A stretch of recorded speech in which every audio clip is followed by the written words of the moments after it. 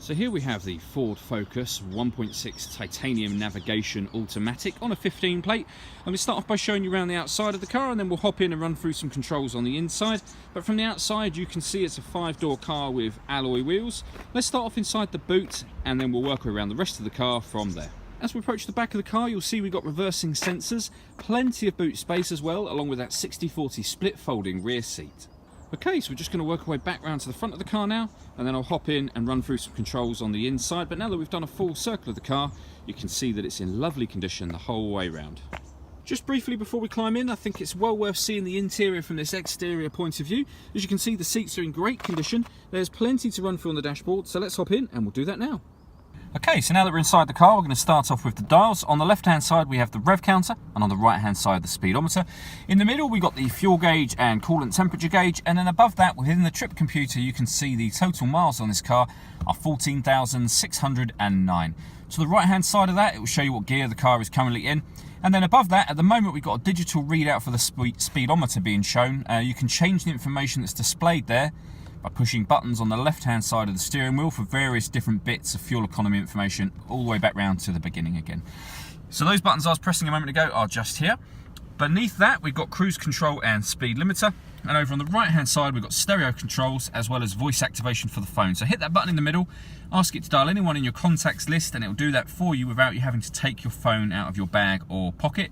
That is, of course, once you paired the phone, and that's done on the screen over in the center here.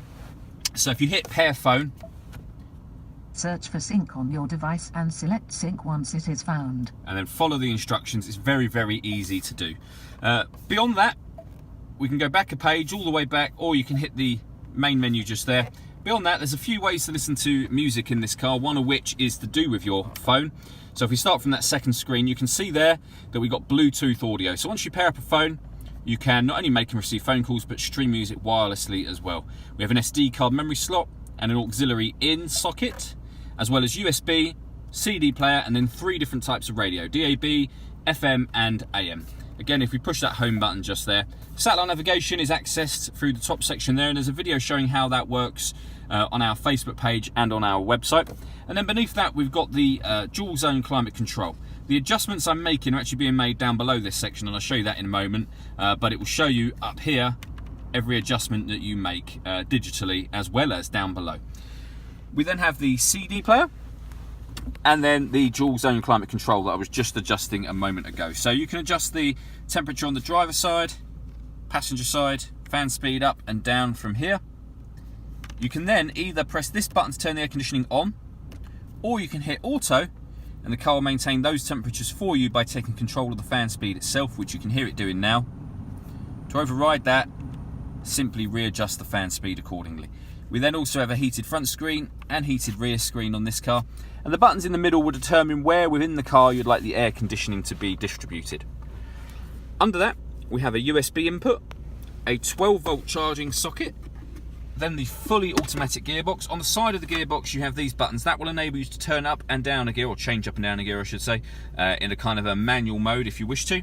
And then in the central armrest, we have a second 12-volt charging socket, the SD memory card input, the auxiliary input, and a second USB input. All that leaves me to say is thank you for taking the time to watch this video. If you'd like to come and see the car in person and have a test drive, please feel free to call any of our MJA sites. We'd love to hear from you soon.